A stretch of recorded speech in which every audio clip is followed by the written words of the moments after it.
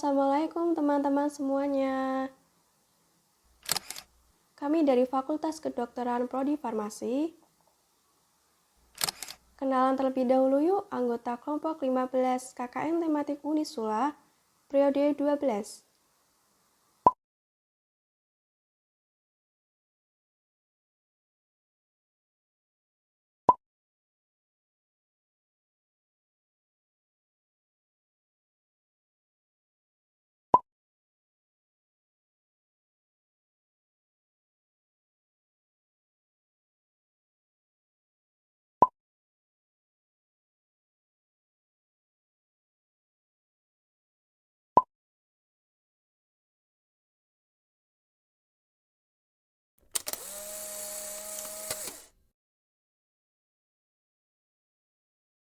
Sebelum menonton video kami, yuk subscribe terlebih dahulu. Nyalakan lonceng. Jangan lupa like dan share.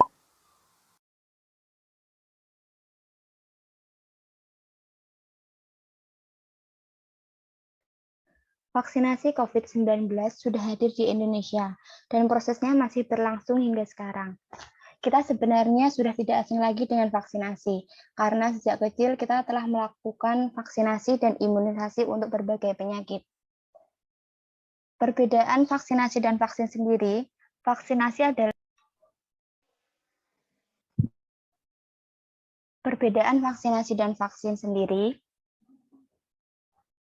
adalah suatu proses di dalam tubuh, di mana seseorang itu menjadi kebal atau terlindungi dari suatu penyakit. Sehingga apabila seseorang itu terpajan atau terkena dengan penyakit tersebut, maka tidak akan sakit atau hanya mengalami sakit ringan, dan biasanya dapat dilakukan dengan pemberian vaksin. Sedangkan vaksin sendiri, vaksin itu adalah suatu produk biologi yang berisi antigen, berupa mikroorganisme atau suatu zat yang dihasilkan, kemudian diolah dengan sedemikian rupa sehingga menjadi aman. Dan apabila diberikan kepada seseorang, akan menimbulkan berbagai spesifik secara aktif terhadap penyakit tertentu. Tujuan vaksinasi COVID-19 yang pertama, menurunkan kesakitan dan kematian akibat COVID-19. Vaksinasi diadakan bukan hanya bertujuan untuk memutuskan rantai penularan penyakit dan menghentikan wabah, tetapi juga dalam jangka panjang untuk mengeliminasi, bahkan untuk memusnahkan penyakit itu sendiri. Yang kedua, melindungi untuk memperkuat sistem kesehatan secara menyeluruh. Vaksinasi COVID-19 ini bisa mencegah sehingga penyebaran virus ini ke orang lain bisa teratasi. Yang ketiga, menjaga produktivitas dan meminimalisir dampak sosial dan ekonomi.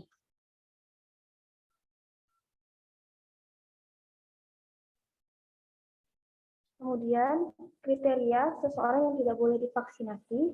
Yang pertama, orang yang sedang sakit, yaitu tidak boleh menjalani vaksinasi. Jika sedang sakit, peserta harus sembuh terlebih dahulu sebelum divaksin. Kemudian yang kedua, memiliki penyakit penyerta, di mana orang dengan penyakit penyerta yang tidak terkontrol, seperti diabetes atau hipertensi, disarankan tidak menerima vaksin.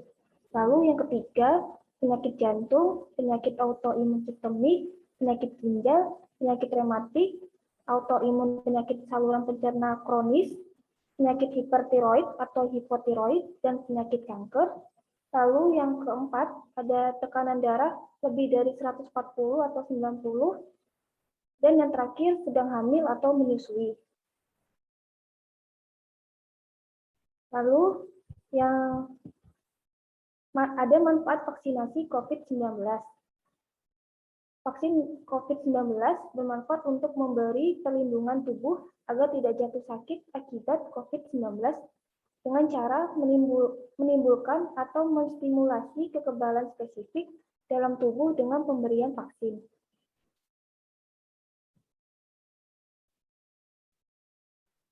Baik, akan saya lanjutkan perbedaan jenis-jenis vaksin. Untuk yang pertama ini ada vaksin Sinopharm.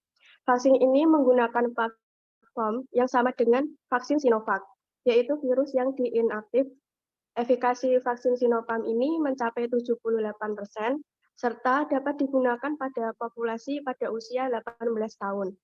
Yang kedua ada vaksin Pfizer-BioNTech.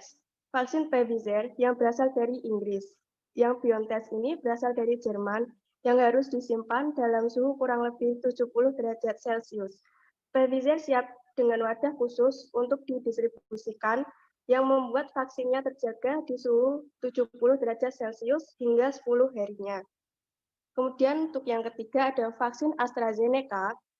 Vaksin AstraZeneca ini menggunakan teknologi vektor adenovirus, versi modifikasi yang tidak berbahaya dari virus flu biasa, yang menyebar di antara suhu tubuh.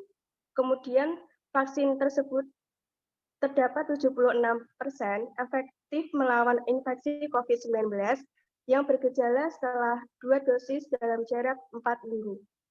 Dan yang keempat ada vaksin Moderna. Vaksin ini menggunakan teknologi mRNA yang penyimpanan vaksin berbeda dengan proses vaksin COVID-19 yang pernah diterima pada Indonesia. Vaksin Moderna ini juga disebut paling baik dalam menangkal varian Delta. Kemudian ada efek samping vaksinasi COVID-19, di antaranya yang pertama ada vaksin Sinopharm. Efek samping pada umumnya yaitu nyeri lokasi suntikan, merasakan demam dan kelelahan. Untuk efek samping yang serius belum ditemukan. Yang kedua, vaksin Pfizer-BioNTech, yaitu efek sampingnya pada cedera bahu, nyeri di tempat bekas suntikan, merasa kelelahan, sakit kepala, nyeri otot, menggigil, demam, nyeri sendi, kemerahan di tempat suntikan, merasakan mual dan muntah, dan pembekakan kelenjar pada getah bening. Kemudian yang ketiga ada vaksin AstraZeneca, di mana efek samping dari vaksin ini diantaranya yaitu ada nyeri, gatal, rasa terbakar pada tempat suntikan, lemas, rasa tidak enak badan, menggigil, demam, nyeri kepala, mual, nyeri sendi, dan otot. Kemudian yang keempat, ada vaksin Moderna, di mana efek samping dari vaksin ini diantaranya yaitu ada kelelahan, sakit kepala, nyeri otot, panas dingin, demam, dan mual. Kemudian bisa dilihat di sini ada tabel, di mana tabel ini menjelaskan mengenai update vaksin terkini untuk COVID-19. Di mana untuk yang pertama ada Sinovac, di mana platform dari vaksin Sinovac ini yaitu berasal dari inactivated virus.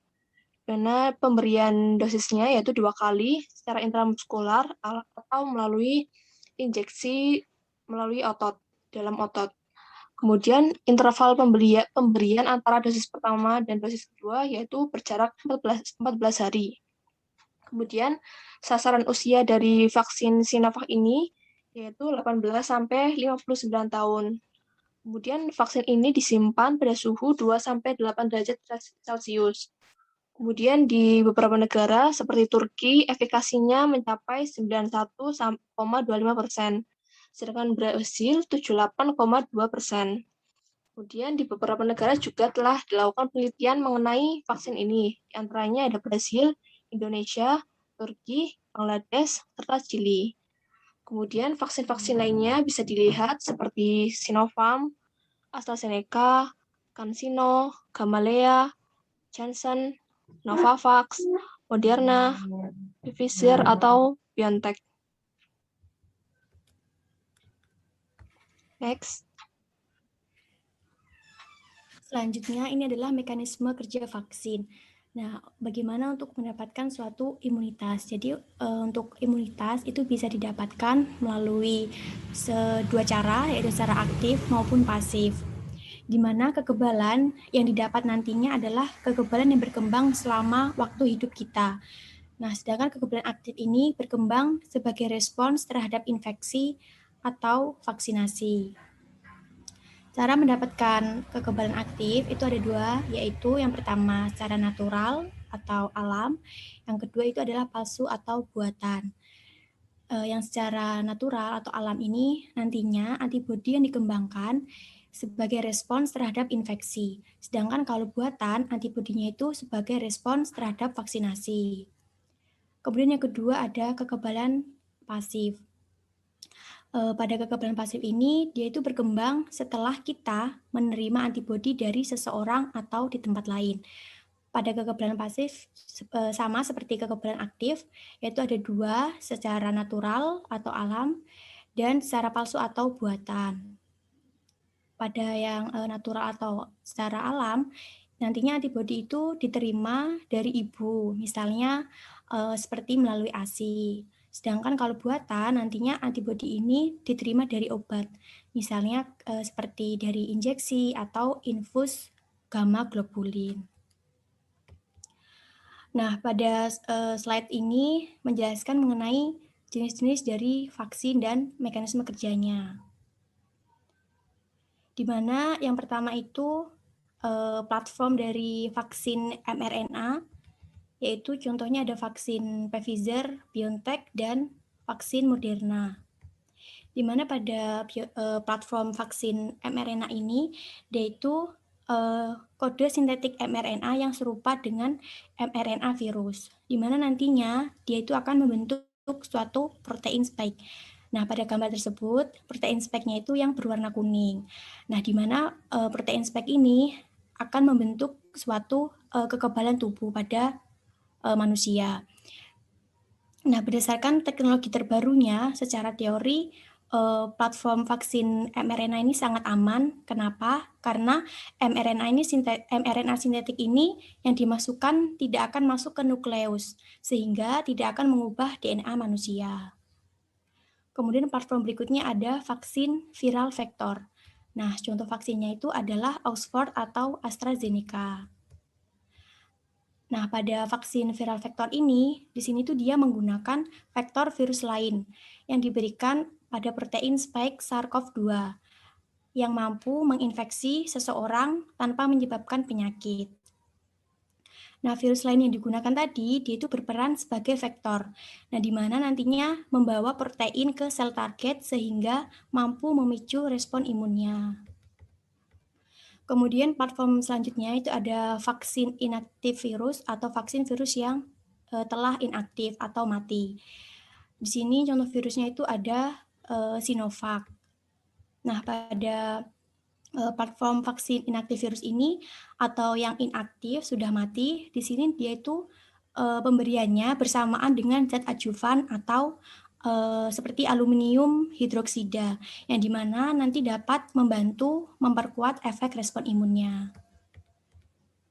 Platform selanjutnya itu ada vaksin protein subunit. Nah, di sini contoh vaksinnya itu adalah vaksin Novavax.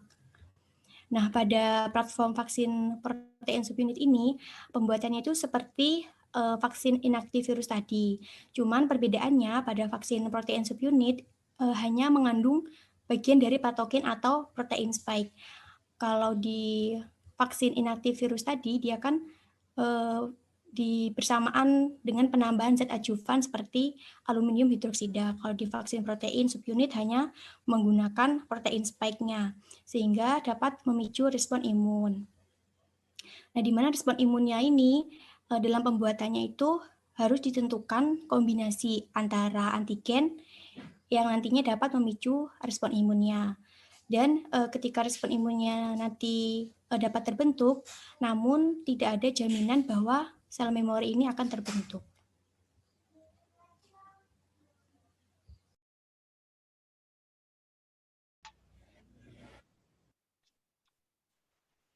Sekian video dari kelompok kami, kelompok 15, mengenai edukasi vaksinasi COVID-19.